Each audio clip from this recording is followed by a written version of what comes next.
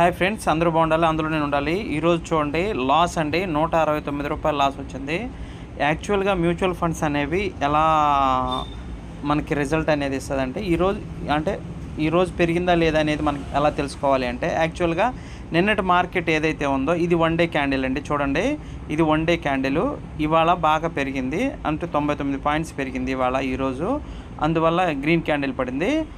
నిన్నటి రిపోర్టు ఇవాళ వస్తుందండి. సో మనం మిడ్ క్యాప్ కానీ నిఫ్టీ స్మాల్ క్యాప్ కానీ మనం చూసుకున్నప్పుడు ఇది చూడండి, నిన్న మిడ్ క్యాప్ చూడండి,